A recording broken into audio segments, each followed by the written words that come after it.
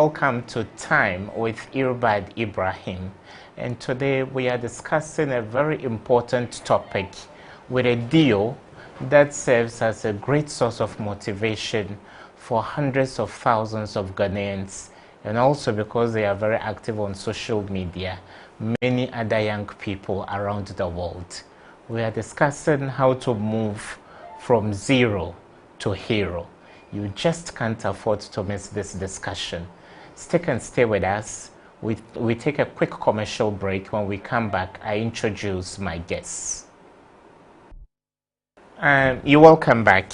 We have in the studio to my far right, Abdul Basit Mohammed. He's a peer counselor and social entrepreneur.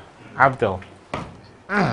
Welcome to the show. Thank you very much. It's been a long while. Yeah. The last time I spotted you was at the Dar es Salaam Mosque. Exactly. Yes, yes.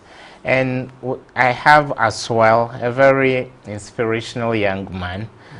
I won't outdoor him yet. Let me read his brief, which is not too brief. And this gentleman is a youth motivational speaker, an author, and a peace advocate. He is a mind-transforming and life-changing agent. He's Ghana's finest students motivator, youth motivational speaker, author, and peace advocate. He's a product of the University of Professional Studies, Accra, and he's a founder and executive director of Final Point Foundation and a member of the Ghana Association of Writers. Over the years, he has visited over 100 senior and junior high schools across the country, positively impacting the lives of more than 100,000 youth and students at all levels through his Ghanaian Dream Motivational Talk Show project, Motivational Zongo Digits, Zongo Motivational Diet, and through books, visitations to churches, mosques, football teams, and other places nationwide. He is, to wits, called by others the African Youth Commandant, and he has up to 3 books to his name. Your Greatness, How to Be a Better Student, 5 Commandments of Becoming a Successful Student, and How to Pass Your Exam. His greatest passion is to see the African youth take responsibility for their lives and making the right decisions while giving their best to Africa and the world at large. He believes that the African youth can do better and touch the lives of others through theirs, starting from Mother Ghana. We are privileged to have Abrof Mustafa Kishk. Yeah. You're welcome, sir. Thank you, sir. That is quite a mouthful. That's great. And I must say, everybody in Ghana is a witness to the great things you are doing. And Abdul Basit has already taken inspiration from you. He has started his own tour, Wow, that's so great, to yeah. speak. Abrof Kishk, Yeah. how would you define moving from scholar to grande? Yeah. How would somebody born to a modest family with very minimal resources be able to brave the storm and swim against the tide, so to speak, to make it in life? Yeah. That's wonderful. Life as a whole is a test, and we become our sermons. The sermons we listen to, we become our sermons. So basically, to move from zero to hero, it first starts with the mindset of the person. And if you go through all the scriptures, all the big books you think about through history, you see that they always say, as man thinketh, so his key. So success starts from the way the humankind thinks. So it doesn't matter where you come from, the kind of family you come from, the nation. It doesn't matter about how you want to become. It comes from the thinking, the mindset. As soon as you start to think that I can make it, it is possible for me, and life changes for you. And there is a full Harvard research that says that when people start to believe in themselves, then success become possible. So the first key I always share is that as soon as a child had a different story about himself, he becomes a hero. Because all of us are reflections of our stories. The story is basically growing up in a community. You see yourself, you don't come from an intellectual pool, you don't come from a well-structured family with all the material support. It's a story. And as soon as you have a different story that interrupts your old story, then your heroism start to manifest. So basically, to get from zero to hero, it starts for a person to change his mindset. You said you have a story. Yeah. What kind of story, especially shanty towns in Ghana, Yeah. Choko, our own areas, so Yeah. to speak? Yeah. The story written on those walls are only graffiti of despair Yeah. and hopelessness. Yeah. How do you go above those stories? You go above those stories when you have a new story about yourself.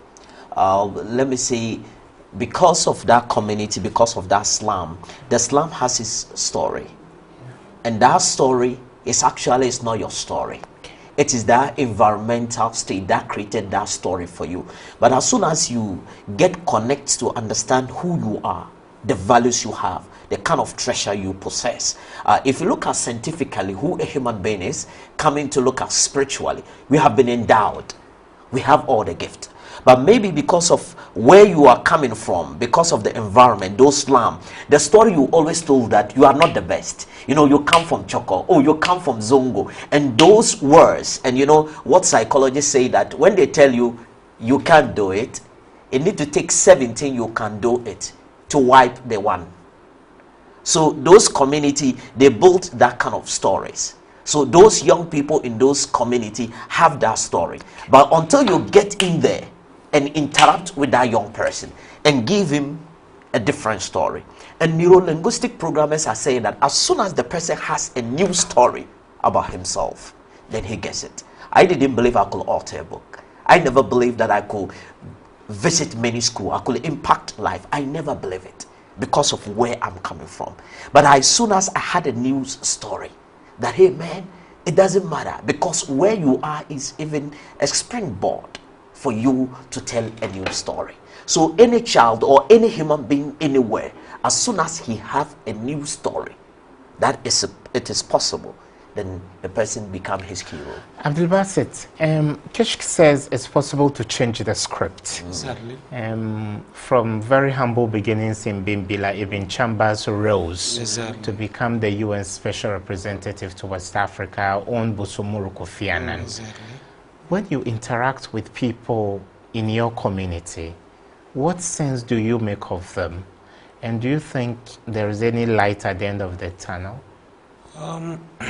Excuse me. I believe there's a very bright light ahead of us because considering where some of us are coming from, deep down the slums of Abu Abu, you know, it's all. But I would narrow my discussion to 3 or 4.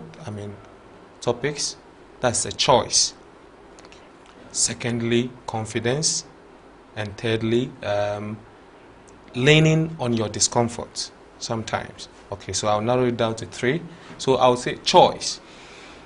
Right now, it is the prerogative choice of a young man to decide who his role model is based on the factors available him. Those factors are usually presented by the community or something that is around the community. Let's talk of role models for a young man. Usually, a child from slum or perhaps deprived community is likely to pick a role model from something he regularly sees. So you talk about Ibn Chambers and our own Kofi Annan with the UN, all happened when they decided to make who their role models. So, as I said earlier, there's a very bright light ahead of the tunnel, because some of us coming from these communities have made it incumbent upon ourselves to present ourselves in a very strategic, position to become role models for these young guys to be looking up to, even though some of us are equally looking up to the big fishes. Yeah. I mean, when we're talking about our destination in life. So there's a brighter future for the young guys coming from these communities. So I said choice. So who is your role model is the first step towards coming out of these situations, from these communities. And secondly, confidence. You see, somebody can have a choice to become like someone, but he doesn't have the confidence to become. Okay. So becoming someone, or perhaps rising to the level of a hero, is dependent on the confidence that is pushing you after making the choice. Okay. So right now, after a young guy has made a choice to become like you, Mr. Ebrard, he needs and is supposed to get the confidence that will back the choice. And then I made my third point, that's stepping or perhaps leaning on your discomfort zone. After having the confidence, you have to do things that are usually not pleasant. Not pleasant in the sense of community.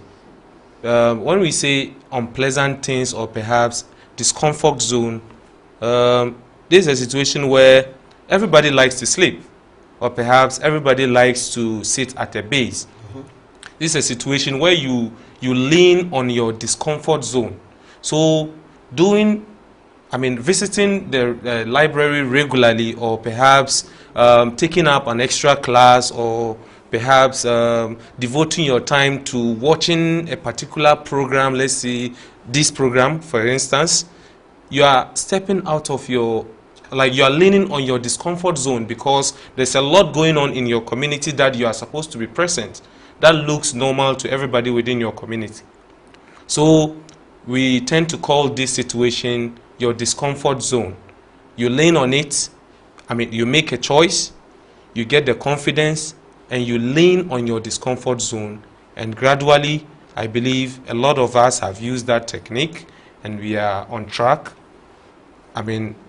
Trying to become like the likes of Mr. Kofi Annan, and then our own Ibn Chambers. Thank you very much. Okay, thank you, Abdul Basit. Abrof, yeah. You are working on anti-drug abuse campaign currently. Yeah, yeah. And Abdul Basit makes a strong point that you need to have a role model. Yeah. We are discussing tramadol as a national crisis. Yeah. Only yesterday or so, they aired a documentary from Alaba in Kumasi. Yeah. And then here in Accra, some places, if you look around you and in your immediate ecosystem, you only see drunkards, people who take lotto, people who take hard drugs. Where will you get good role models from? Yeah, that is great. It seems we are in the 21st century, and we have a lot of opportunity to choose the kind of people we want to become and the kind of role models we want to become.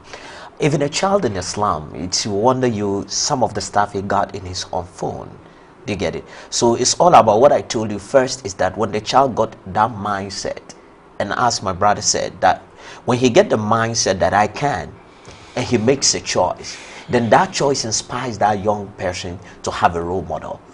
And that is where the child chooses the kind of person he wants to become. When I wanted to become a motivational speaker, I watched through this country.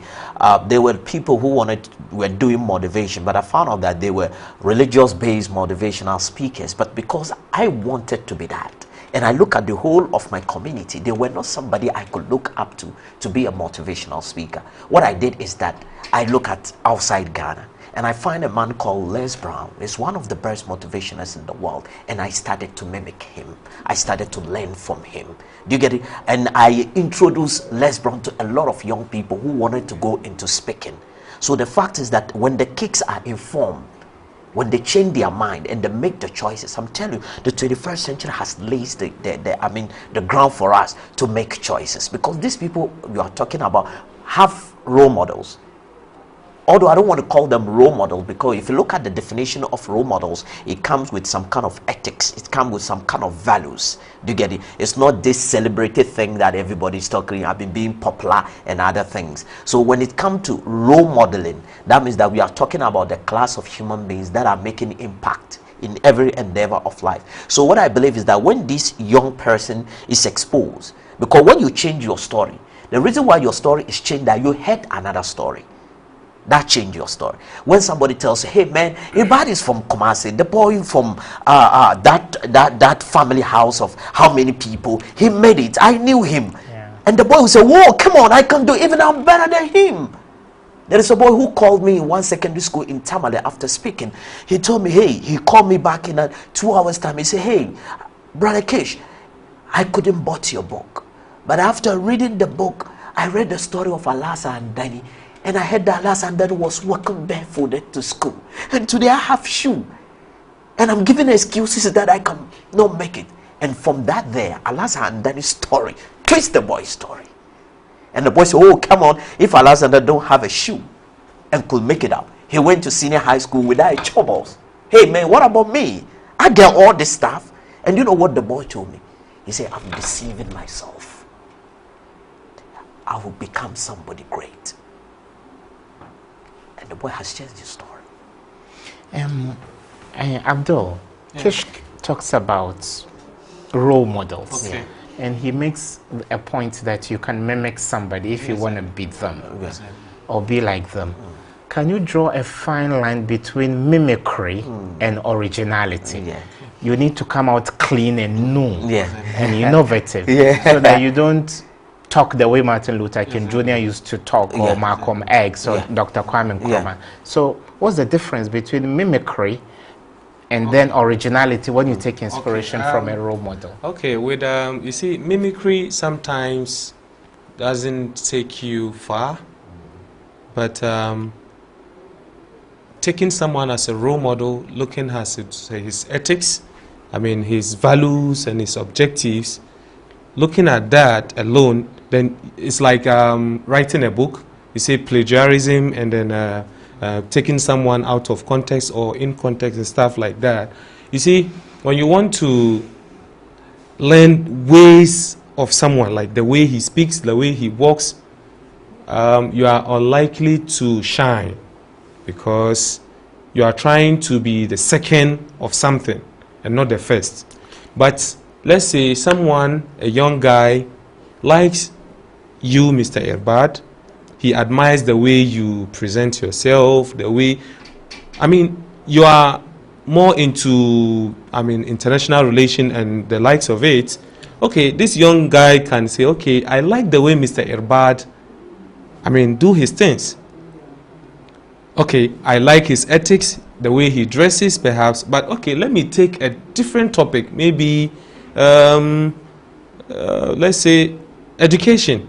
You understand? Instead of international relation, because the moment the fellow takes international relation, that means he's second Irbad. Maybe he should even change his name to Irbad Junior or perhaps Irbad number 2. Yes. But when he takes your work ethics, the way you present yourself, the way the values in your presentation and how you do your things, and then put it or channel it into a similar energy, or perhaps something close to, or perhaps something far different from what you do, but using the same ethics. Like Mr. Kish said earlier, you talk to people, you motivate them, but at the end of the day, they don't become motivational speakers. They become action doers. When they ask them, who is your role model? He will say, this man. But he's likely not to be doing the same thing, but rather excelling in a different angle of life. So mimicking is good, but it's better when you take someone as a role model, you pick his objectives and then ethics, and then you put same energy in a different angle of life. I mean, there are a lot of ideas. After choosing that fellow as your role model, you learn from him and then channel the same energy into a different topic to become unique, and somebody will also learn from you, and on and on. Okay. Kish, it wouldn't have been a crime if C. Ronaldo and Messi were watching Ronaldinho, the Brazilian Pele, or Maradona before they became who they became. But Messi is Messi. And Pele is Pele. Everybody, so how do you give that tinge of originality so that you come out taking inspiration from a mirror, but then you look you? That one is just as my brother was saying. When I use the word mimicking, let me say, if you want to become a poet, I'm taking an example, and you take Maya Angelou as an example. As you start to learn the poetry, you see that you use some of her style in the way she does things. And as time moves on, you carve your niche out of it. It's like football. People look at Ronaldo, but as time goes on, you carve. People look at the presentation of Nyama, the way he did his style, the way he does it. You get it? But in mimicking, you carve out your own uniqueness. Because let me say, when I start to learn from my mentor, the way he speaks, the way he handles himself. Let me say, my mentor is a suit guy like you. He's always on suit, but I'm not in suit. You get it. I have my own style that I have a niche for that. So in mimicking, you carve your niche out of that. As you are sitting down, maybe there is somebody you are looking at the international level or international level that maybe from the beginning you try to tap out certain things. As time come on and that earbud shows up, you don't be at the mimicking level. You must make sure that you mimic to bring out your uniqueness. This poet, let me what is his name? A Muslim brother. I forgot his name, Mumuni or something. Chief Mumuni. Chief Mumuni. Do you know that he was inspired by Maya Angelou when she first visited Ghana? He said that he was around 10 or 15 years. He was just sitting behind a television, seeing Maya talking, and the way she threw her hands, he just felt that connectivity. Hey man, this is what I want to do. And this is the kind of person I want to be. So he started learning from Maya Angelou and stuff. So from that mimicking, he carved his own uniqueness. So you don't stick at the make level, but you carve your own uniqueness out of it. I know, Abdul Basit, you have something to say on this, but the text messages have started coming. So let me announce them now. You can send us your WhatsApp messages to 055 222 5911. I repeat it, 055 222 5911, and we'll gladly read your messages. This one came from Prince in Kumasi. He says, wow, this is my first time of watching your show. Your program has deprogrammed and reprogrammed me. He's talking. I love that. I don't know That's what that marvelous. means. Yeah. Then Ibrahim, you are my role model, but I find it difficult to hear and see you. Please, can I have Abrov Keshk's number? I believe that Abrov will be glad to reach out to you. And there is another message. Good evening to you, Earbud, and your panelists. Indeed, we are in drug crisis, as most of our youth are into drugs. But then you don't just use only Kofi Annan and Ibn Chambers as role models. We have dozens of role models in our society, and it depends on who amongst them you want to emulate. I only pray we are able to successfully tackle the drug menace. This came from Monica in Navrongo. And so you can also send us your WhatsApp messages to 055 222 5911. Abdul, you wanted to say something. You wanted to add up to what he said. You see, what with mimicking, sometimes you can learn to do things exactly the way someone do it, but because you are, let's say football for example, a lot of strikers use Ronaldo de Lima as their role models. Yes, sir. You understand?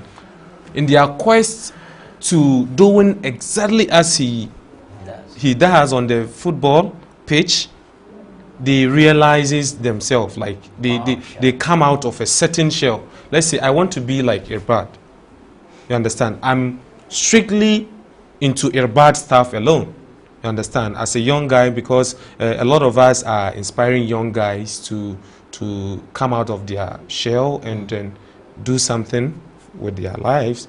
And then in the quest to learning to be like me, a new person comes out.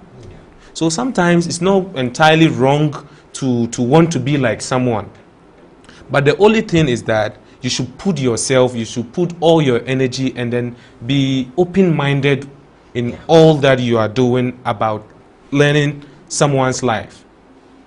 On your way to, as you learn to become like someone, a new person is giving birth to. So sometimes when we were young, every child wanted to be like his father. As a young guy, like from the teens, especially when you have a very responsible father, all you want to become is your father. But along the way, as you want to become your father takes you to school, he introduces you to a lot of socialization agent and stuff like that. Then now you want to become better than your father. So that's how it is. It starts with a role model and mimicking. Wow. You understand? Like but along the way, the child will also find something that is very unique to himself. So, like we said earlier, it's not entirely good to mimic somebody and become exactly like him, but mimicking is the stepping stone towards realizing yourself. Okay. And Kish, should financial difficulties be an obstacle to one's ascendancy to the top?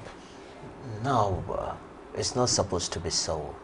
But I would say we are misinformed or miseducated, and especially when it comes to people pursuing their goals and ambitions to the top, to become hero. To get to the top, it goes with the passion and the zeal. And if you have this kind of passion and the zeal and well-informed, life has a way of handling you. But as soon as you start thinking money, you can't do it. But as soon as there is a guy who always comes to my office and his greatest problem is, I want to go back to school. If you don't have a degree, people don't respect you. And I said, boy, you can go back to school. And always he would tell me, money, money. I say, hey, boy, just get a form. Just be on your feet and say you want to go to school. Nature has a way of saying yes to people. But as soon as you use no, it blocks the mindset. It doesn't give you an opportunity. All of us, we started, some of the projects we do, if we were going to rely basically on funds or people bringing in money, you can't do it. So the first thing is that you must have the passion, and you must also have a network of people who are always ready to give you that kind of support, that kind of motivation to let you know that it's possible. Money should not be the yardstick. Start something. If you want to go to school, go and ask the inquiry. How do I need to get there? There is a guy I was just speaking on Facebook. He said, I want to go to school. There is no money. And I said, hey, man, you need to start doing something. When you start to do something, money will come. So money is not supposed to be our yardstick. Some of us, they see us and they think that, oh, maybe you come from this kind of Transaco villa boy, the way they think, because when they see you, they think that you are all possessed. They get it. But it is not so. It doesn't take money. And that's where when we get into the school, when we get to the young people, you change the mindset. The kid get to understand that, oh, it's not all about money. It takes my passion, it takes my zeal, it takes my dream. And when you have them, nature has a way of answering your call. And I like using stories. There is a guy who want to become a medical doctor. He was coming to my office always. I told him, look, you can become. He told me, look, Ghana here, you cannot read unless you need to come from. I said, we are in the world. We are not in Ghana. And I'm telling you, we started talking. He let his dad start to talk to me. I told his dad, look, it's possible. Your kid, what he needs, that he should give his maximum best to his learning. We are in the global village now. He needs to do, as I'm telling you, I don't know. I was just there and people were giving testimony how we have touched their life. And I just saw a message from Philippines. And this is the boy. He's level 300 in Philippines, reading medicine. On this Filipino note, we go for a quick commercial break. We'll be back shortly. Stick and stay with us. You're welcome back. We are discussing how to move from zero to hero. And we have in the studio Abdul Basit Mohammed. He's a peer counselor and social entrepreneur. And we have Abrof Mustafa Kishk, otherwise known as the African Youth Commandant. He's a youth motivational speaker and author and a peace advocate. Gentlemen, you're welcome back. Thank you so much. Abrof says he's a storyteller. Okay. Yeah. Abdul Basit, do you have any such stories to share? Yeah, I have a lot of story because coming from the Zongo, you know, tie and suits is something that is very alien to those communities. You know, I remember back in JHS, I didn't know how to tie a tie, you know, because you could go 40 houses from, 40 houses square, you wouldn't get a single person who would be able to tie a tie. So even, sorry, Daddy, my dad couldn't tie a tie, you know. So I'll just put the tie on my neck, you know. Instead of tying it, I'll just hang it on my neck, trying to look, you know, official, you know. Wow. On and on and on, it became part and parcel of me. Wow. When I went to the secondary school. When you come for vacation, you want to look like you are a school-going person. So from secondary school, I learned how to tie a tie. So, you know, there was this guy in the community who said, hey, be careful of this guy. You know, I'm a Muslim from a Muslim background, and then though I have a family consisting of both Christians and Muslims. And then, so this guy was like, hey, let's be careful of Basit. If you are not careful, you become a pastor.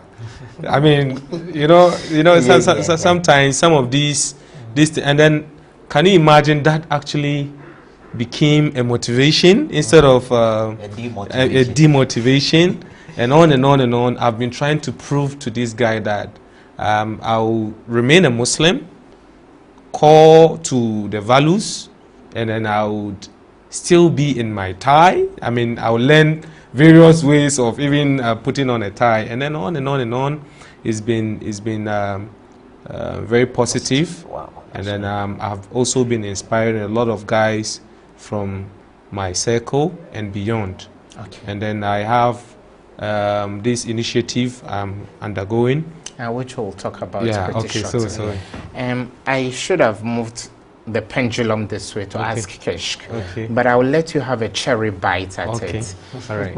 Is education a changing factor in moving from being zero or a non-entity in society to becoming a hero? Can education make all the difference, or education is only an infinitesimal part of ascending to the top? Okay, I'm basing this on my earlier argument.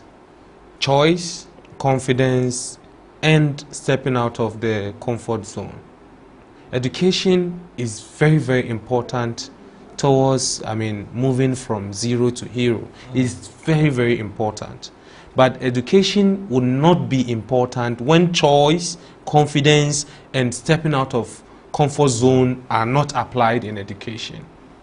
So in this instance, you can see a young man who, for the lack of opportunity, have not been to school, but you see him apply all these three factors. He's likely to be a hero. But education is what will polish this whole confidence, choice, and stepping out of this comfort zone. Come to think of it, I wouldn't have been here if not for education. So I'm made to believe education plays 80% role when moving from a very I mean, grass level to a very roof level. Wow. Abdulbasit scores education 80% on the pedestal of success in life. Would you do the same high scoring?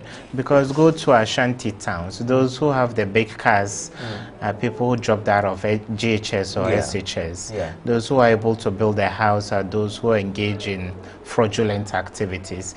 People complete their first and second degrees and they can't even get by because there are no jobs. Can education really be the deciding factor? Oh, I wanted to ask education in what perspective? Formal education. Yeah, formal education. I don't know, actually, I'm thinking about what percentage do I need to give it. Formal education actually play a vital role in human beings' life, but what kind of education? That's the question. What kind of education? And education itself, by its original word, is from a Latin word called educo. It means to develop within, to bring what is out of you. So education is supposed to be a platform, or a university is supposed to be a platform where people go in to do self-discovery and how to use those discovery to impact generation. What do we have? The orientation. So you are not well oriented, so you can have school but not educated. Because Henry Ford had an argument with a Chicago newspaper on this when they called him that he was not educated, and he sued the newspaper into the court, and that's where the argument came out. And he said that an educated man is a man who has developed his mental faculty in such a way that he can go for whatever he wants out of life without stepping on a stone. Because he was a dropout, but he owned Ford. So he said that develop. So the women and who we see in Kantamanto and who are my mother, who is a groundnut paste seller, these are people who have developed their mental faculty. The only difference between we and them is that we can write and read. That's the differences. If they have an opportunity to know how to read and write very well, then we can catch them out. So education plays a role, but what kind of education? When you look at orientation in other world, even a senior high school graduate that I hear some of their commencement speeches. They tell a senior high school, go out there and change the world. What do they tell you? That's why I told you begin. We are the reflections of our sermon. We are the reflections of our sermon. So what do they tell us in graduate school? When we're happy, just try your pass and go. I was watching, I heard one of the doctor from the the psychiatric.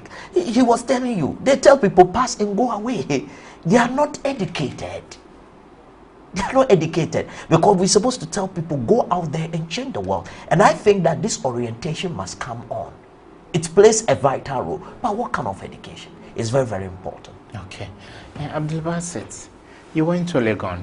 Okay. Maybe in the lecture halls where you took instructions, 100 people could come, 150 if you were in a political science class. These, arenas or disciplines are crowded. Exactly. So beyond your first degree doing linguistics, archaeology, how do you add an extra O? An ingredient, a quality to yourself, something you will not be taught in the classroom or the lecture hall, so you become marketable and attractive to corporate Ghana. Corporate Ghana. You see, like I said, I still base my argument on 3 things. Choice. The question is, do you want to be a graduate? After being a graduate, what? You understand? I know every single school-going or perhaps tertiary student in Ghana know more than 10 or 20 unemployed graduates. You understand? The question is, every student should ask his or herself that, do I want to end up like this or that guy? You see, on and on and on, we listen to the likes of Mark Zuckerberg and the likes of Bill Gates, and the story, a lot of it. You understand? At a point in time, they dropped out of school after realizing their goals in life. I mean, after realizing their direction, or the direction they needed to take as far as life is concerned. So while schooling, you should be asking yourself, what do I want out of this school at the end of the day? It's conventional, you go through this, I mean, syllables, and I mean, if you look through the syllables, it teaches, I'm sorry to say, nothing. It only, I mean, subjects you to routine, you know, learning the same syllables that people have been learning on and on and on. I know maybe education elsewhere is not like that, but I'm talking in the context of our Ghana. You understand? They will bring you, I mean, that economic model or geographic model that they themselves don't believe in a practical world. So what you should ask yourself is that, what do I want at the end of the day? Is it just the degree, or the degree plus, I mean, skill, or the degree plus, I mean, additional knowledge out of what I just studied? So I believe it all boils down to the individual, who or what he wants to become. Maybe somebody wants to be a fashion icon. You still need a degree, because the degree will position you and give you a certain level of direction, but the skill will, I mean, the skill that you have developed will also push you somewhere. So I stick to this saying that your G is to your G, and your T is to your T. Your gold is tied to your gift, and your treasure is tied to your talent. You understand? I call education gift. When you go to school, you are likely to land yourself some job. You know, maybe working as a teller in one of the banks. You are likely to get yourself a classroom to be teaching. That's when you do education. Or you are likely to get yourself, I mean, a restaurant when you study food or, you know, nutrition. But you are likely to get more money as a talented footballer. You see, your education is your gift. That means it's not everybody who gets the gift. People get gifts based on their connections and their exposure. Right now, it will be unlikely or unusual for Bill Gates to come and give me money. You understand? But because some people come from a certain background, they are likely to get education. So I call education gifts. But talents are natural, and they are exclusive of where you are coming from. You understand? Where you are coming from usually does not play a role in the talent you possess.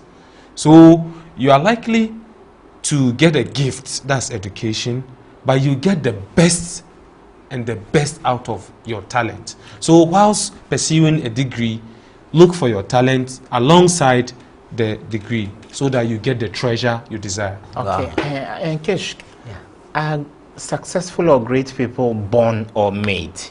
Can you learn to be successful? You can mention people who have never sat in a classroom, perhaps can't even present a speech. Kwame, despite employing hundreds of people, if not thousands, our own Alhaji Naira in Kumasi, who owned a lot of estates and all that. These people didn't go to school. And so would you hold brief for artisans, people working at Alaba, mending stuff, or bending steel at Abusokan or Mazin in Kumasi? Can you be an artisan and be successful, or it should be all suited up the way people think? That's I'm so concerned about orientations, the way we have been oriented to define education. Is problematic, especially in the part of our world. These guys, you are seeing them, they are nation builders. They build nation, they move economy. But the way we interpret education, we don't see them as educated people. They are educated people.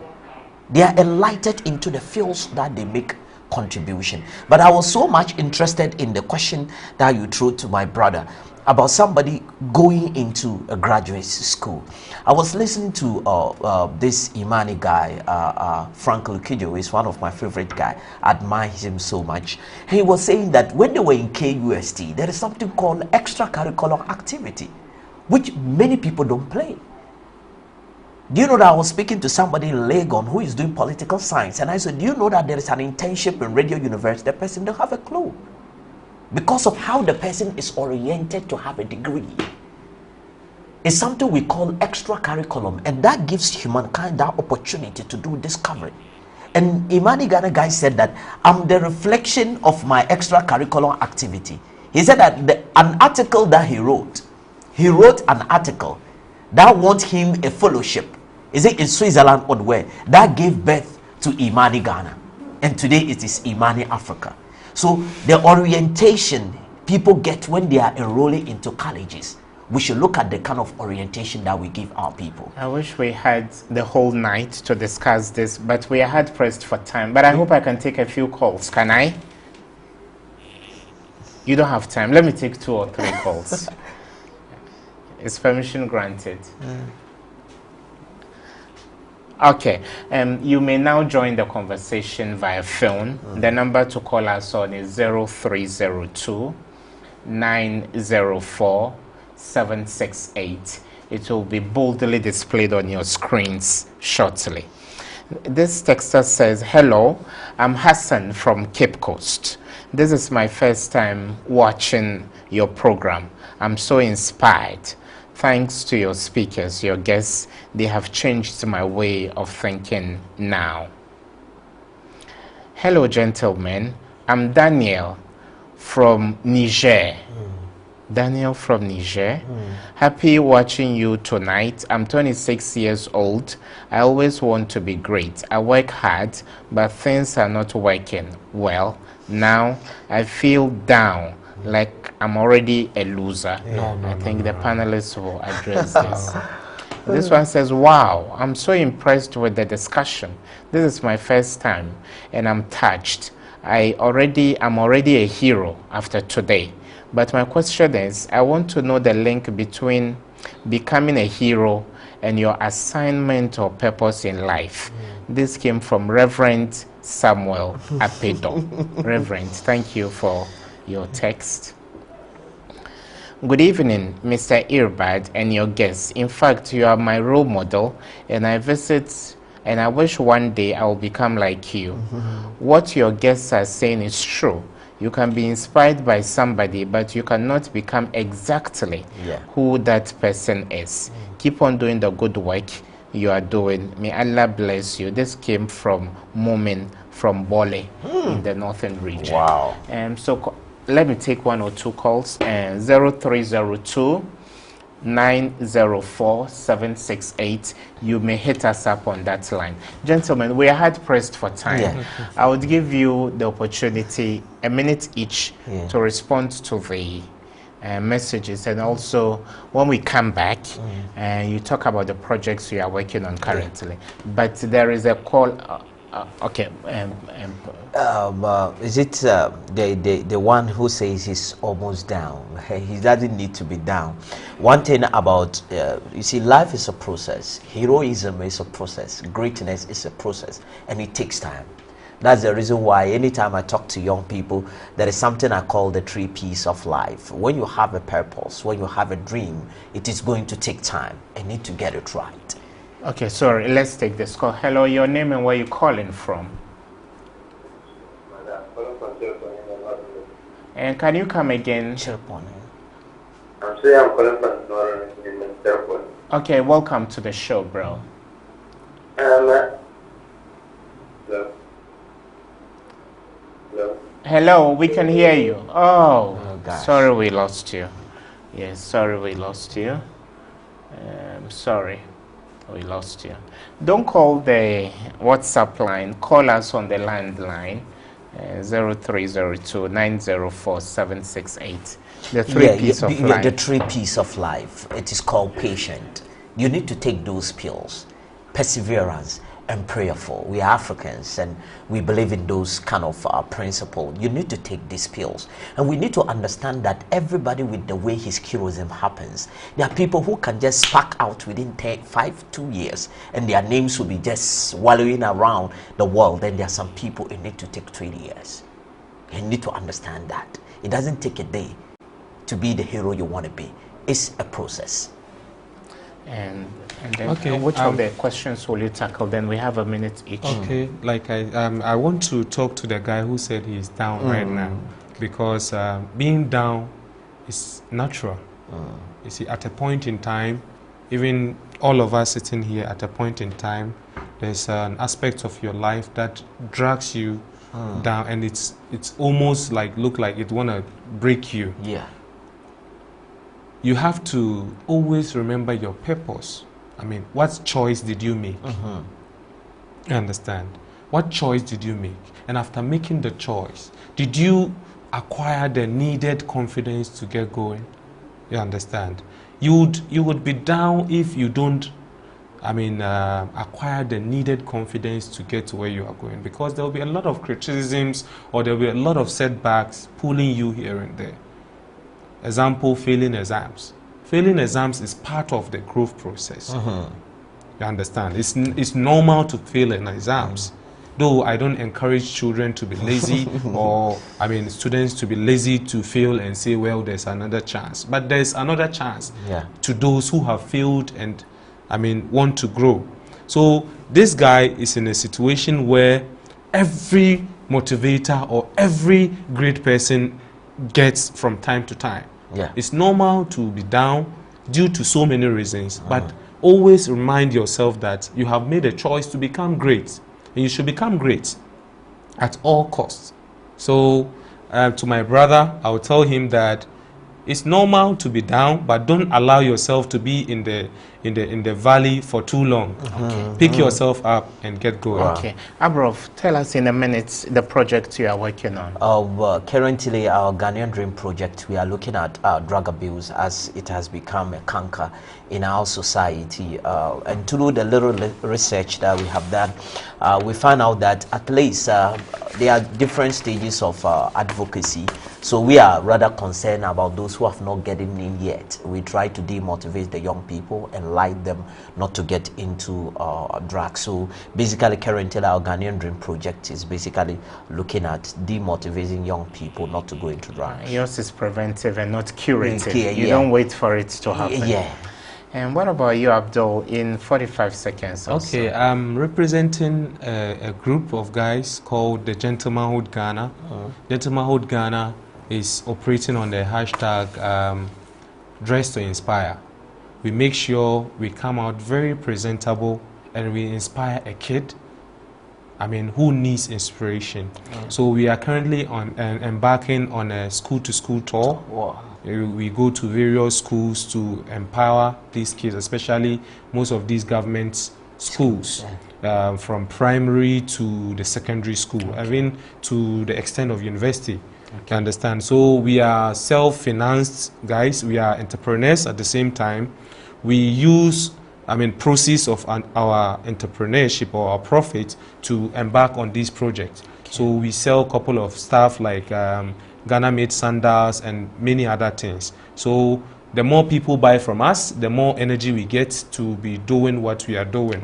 Because our target is to be able to be providing scholarship for young girls and boys to realize their dreams. Thank you so much, gentlemen, for making time. African Youth Commandant, Abrof Mustafa Keshk, thanks for passing through. And also Abdul Basit Mohammed, a peer counselor and social entrepreneur. Thank you for making time. Ladies and gentlemen, all too soon, this is all time will permit us till we come your way tomorrow from 8 p.m. to 9 p.m. on Time with Irbad Ibrahim. Good night and stay blessed.